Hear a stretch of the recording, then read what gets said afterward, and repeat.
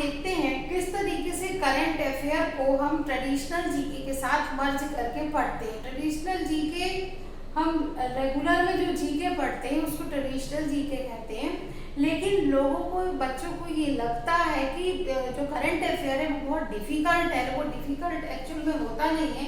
अगर हम उसको इसके साथ मर्ज कर दें या को रिलेटेड कर लें, साथ में पढ़ लें, तो ये हमारे लिए बहुत इजी हो जाता है। जैसे एग्जाम्पल के तौर पर आज का ये देखते हैं टॉपिक, ये बहुत इंपॉर्टेंट है। स्पेशली यूपीएससी के जो स्टूडेंट है, एसएससी के जो स्टूडेंट है, उनके क्वेश्चन डेट वाइज और डेटा वाइज इस तरीके के क्वेश्चन उनको आते हैं। तो उनको इस चीज का ध्यान रखना है कि ये क्वेश्चन कैसे आते हैं। जैसे इंडिया में प्रेसिडेंट का इलेक्शन जो हुआ है, तो उसके रिगार्डिंग जो बात करनी है, उसके रिगार्डिंग देखते हैं। तो इंडिया में 16वें राष्ट्रपति का चुनाव हुआ, 16th प्रेसिडेंट जो है भारत के 16वें राष्ट्रपति का चुनाव हुआ। तो 16वें राष्ट्रपति का जो चुनाव हुआ ये 18 जुलाई 2022 को हुआ। अब अगर आपसे क्वेश्चन पूछा जाता है कि भारत में अभी जो राष्ट्रपति हैं वो कौन से नंबर के हैं, तो आप बताओगे 16वें राष्ट्रपति हैं। लेकिन अगर क्वेश्चन यहाँ से चेंज हो जाता है कि अगर आपसे ये पूछा जाता है कि व्यक्तियों में कौन से हैं, तो आपको पता होना चाहिए कि 15th है। क्योंकि डॉक्टर राजेंद्र प्रसाद ने 2 अपने कार्यकाल पूरे किए थे। तो चुनाव जो हुए हैं वो 16वें राष्ट्रपति का हुआ है, लेकिन व्यक्ति में अगर पूछा जाए तो ये 15वें राष्ट्रपति है। क्योंकि एक कारण आपको पता होना चाहिए, क्योंकि डॉक्टर राजेंद्र प्रसाद ने अपने 2 कार्यकाल पूरे किए थे। तो व्यक्तियों में अगर हम बात करें तो ये 15वां माना जाएगा। और चुनाव जो हुए हैं वो 16वें राष्ट्रपति के चुनाव हुए। अब इनकी डेट की हम बात करते हैं तो 18 जुलाई 2022 को इनके इलेक्शन हुए। डेट हमें याद रखनी है, 18 जुलाई 2022 को, यानी 18 जुलाई 2022 को इनके इलेक्शन हुए। ये द्रौपदी मुर्मू जी जो हैं ये किनकी तरफ से प्रत्याशी थी? एनडीए की प्रत्याशी थी। एनडीए के साइड से इनको खड़ा किया गया था। 25 अगस्त 2022 को इनको ओथ दिलाई गई, यानी शपथ दिलाई गई। और शपथ किसने दिलाई है? Chief justice of supreme court जो उस टाइम के थे, एन.वी. रमना ने इनको ओथ दिलाई। तो अब यहाँ से एक फिर क्वेश्चन बनता है कि भारत के जो राष्ट्रपति हैं उनको शपथ कौन दिलाता है? तो भारत के राष्ट्रपति को शपथ दिलाने का अधिकार सुप्रीम कोर्ट के चीफ जस्टिस का है। सुप्रीम कोर्ट के चीफ जस्टिस उस समय पर कौन थे? तो आपको पता होना चाहिए एन.वी. रमना थे, उन्होंने दिलाई। भारत के राष्ट्रपति को जो शपथ दिलाई जाती है वो संविधान के किस भाग में मेंशन की गई है या उसका वर्णन किया गया है? तो संविधान की 3री अनुसूची में उसका वर्णन किया गया। 3rd शेड्यूल जो है वो राष्ट्रपति के ओथ से संबंधित है। तो हमें यहाँ पर ये बहुत सारे क्वेश्चंस मिल गए कि वो किससे संबंधित है? 3री अनुसूची। शपथ किसके अनुसार दिलाता है? 3री अनुसूची। कौन दिलाता है? Chief justice of supreme court दिलाता है। क्लियर है? अब राष्ट्रपति शपथ लेते किस चीज की? हम साइड नहीं, आप इस पेपर देख लो। तो राष्ट्रपति शपथ लेते किस चीज की है? राष्ट्रपति जो है वो शपथ लेते हैं विधि व संविधान की रक्षा करने की शपथ लेते हैं। विधि व संविधान की रक्षा करने की शपथ लेते हैं। तो इसीलिए जब वो संविधान का अतिक्रमण करते हैं, यानी संविधान के दायरे से बाहर जाकर कोई काम करते हैं, तो उन्हें संविधान का अतिक्रमण करने पर महाभियोग के द्वारा हटाया जा सकता है। एक ही कंडीशन है, संविधान का अतिक्रमण करने पर उनको हटाया जा सकता है, क्योंकि वो शपथ लेते संविधान की रक्षा करने की। क्लियर है? ठीक है। अब श्रीमती द्रौपदी मुर्मू के बारे में कुछ इंफॉर्मेशन हम लेते हैं कि ये इनका पूरा नाम श्रीमती द्रौपदी मुर्मू है। ये 64 इयर्स की है, 64 इयर्स की है। तो यहाँ एज काउंट करने का मेन मकसद ये है, मेन मोटिव ये है कि अब तक की सबसे यंगेस्ट प्रेसिडेंट है, ये हमारे यहाँ की यंगेस्ट प्रेसिडेंट है। यानी सबसे कम आयु में भारत की राष्ट्रपति बनने वाली राष्ट्रपति कौन से थे? तो श्रीमती द्रौपदी मुर्मू है, जो कि 64 इयर्स की है। स्वतंत्र भारत में जन्मी है। क्यों? क्योंकि अभी तो हम 75 इयर्स हम हो रहे हैं, तो हम उसको सेलिब्रेट कर रहे हैं, तो 64 ईयर की। ठीक है। ये कहाँ से रिलेटेड है? ये उड़ीसा के संथाल आदिवासी कम्युनिटी से आती है। संथाल एक ट्राइबल कम्युनिटी है, ट्राइबल समूह है। भील, गौंड, आपने सुने होंगे, झारिया, भील, गौंड, भारिया, परदोली, संथाल, ये बहुत सारे ट्राइबल ग्रुप्स हैं, तो उनमें से ये संथाल आदिवासी समुदाय से संबंधित है।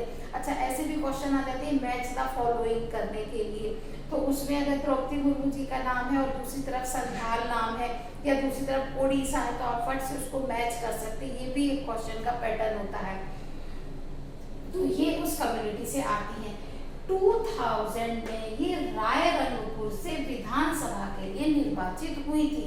तो ये इनकी कॉन्स्टिट्यूएंसी का नाम क्या है? जब ये विधानसभा का इलेक्शन लड़ी थी तो आपको पता होना चाहिए, रायरंगपुर इनकी कॉन्स्टिट्यूएंसी का नाम है। और कब ये विधानसभा के लिए इलेक्ट हुई थी? तो आप बताओगे 2000 में ये इलेक्ट हुई थी।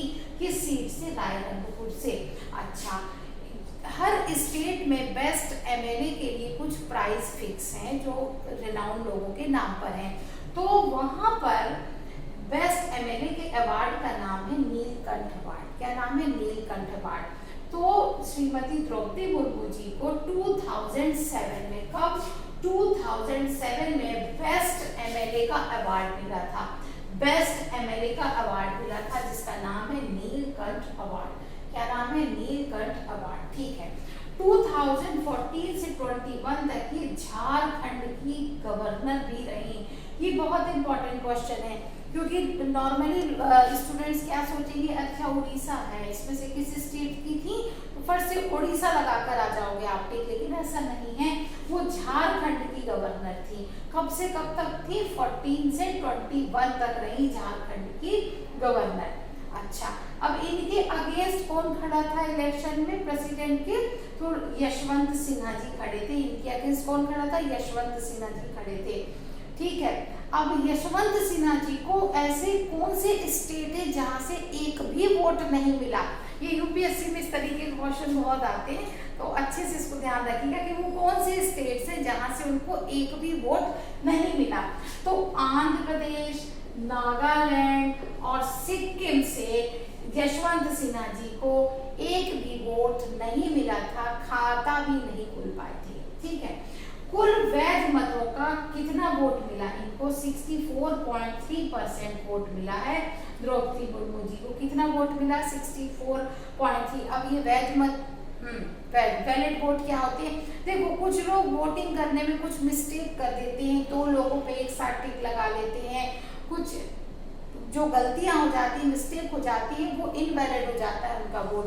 तो जो जब काउंटिंग होती है तो उसमें जो वैलिड वोट्स होते हैं उनको काउंट किया जाता है। तो जो वैलिड वोट थे उनका 64.3% इनको मिला था द्रौपदी मुर्मू जी को। ठीक है। अब आपको बताया था कि प्रेसिडेंट का जो इलेक्शन होता है उसको इनडायरेक्ट इलेक्शन है। प्रेसिडेंट, पीएम का जो है वो लोकसभा के लिए खड़े होते हैं तो उनका डायरेक्ट इलेक्शन है, और प्रेसिडेंट का इनडायरेक्ट इलेक्शन होता है। तो इसका एक निर्वाचक मंडल होता है। इनके निर्वाचक मंडल में कौन कौन शामिल होता है, सबसे पहले हम ये जानते हैं। तो प्रेसिडेंट के निर्वाचक मंडल में संसद के और राज्य विधान मंडलों के निर्वाचित सदस्य यानी elected member of parliament and elected member of state assemblies. Elected याद रखेंगे, इलेक्टेड मेंबर ही इनके निर्वाचक मंडल का पार्ट होते हैं। नॉमिनेटेड मेंबर इसमें पार्टिसिपेट नहीं करते हैं। नॉमिनेटेड मेंबर जैसे एंग्लो इंडियंस को और प्रेसिडेंट जो है वो जो 12 मेंबर राज्यसभा में नॉमिनेटेड करते हैं, स्टेट असेंबलीज में भी नॉमिनेशंस होते हैं, तो वहाँ पे गवर्नर करते हैं, तो नॉमिनेटेड मेंबर इन्वॉल्व नहीं होते हैं इनकी वोटिंग में। लेकिन जब इनका रिमूवल होता है, जब इन पे महाभियोग इम्पीचमेंट लगाया जाता है, तब जो नॉमिनेटेड मेंबर होते हैं वो इसमें पार्टिसिपेट करते हैं। लेकिन तब कौन पार्टिसिपेट नहीं करता?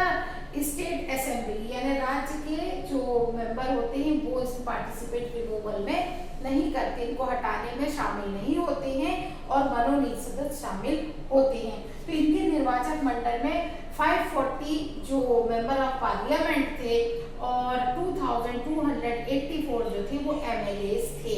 जिन्होंने पार्टिसिपेट किया। ये डेटा याद रखना है। जो यूपीएससी टाइप के स्टेट सिविल सर्विसेज के एग्जाम दे रहे हैं उनको ये डेटा बहुत अच्छे से याद होनी चाहिए, क्योंकि ये उनसे डेटा पूछे जाते हैं। बाकी एग्जाम में तो नेम, पर्टिकुलर ईयर, इस तरीके अवार्ड ये पूछा जाता है, लेकिन इन्हें डेटा भी याद रखना है। तो इस तरीके से हमने देखा कि ट्रेडिशनल जीके जो है उसके साथ करंट अफेयर को अगर आप मर्ज करके पढ़ते हो तो करंट अफेयर डिफिकल्ट नहीं है बिल्कुल भी। लगता है कि वो बहुत वास्ट है, हम साथ के साथ उसको इसमें ऐड करते हुए पढ़े। अपने उन नोट्स में नीचे स्पेस छोड़ दीजिए, उसमें इसको ऐड कर लीजिए, तो उसी के साथ आप पढ़ते चले जाओगे। आपका करंट अफेयर साथ के साथ रेडी हो जाएगा, आपको किसी भी चीज की दिक्कत नहीं आएगी। तो उम्मीद है आपको ये सारा समझ में आ गया होगा। तो इसका आप एक स्क्रीनशॉट ले लीजिए और उसके बाद उपराष्ट्रपति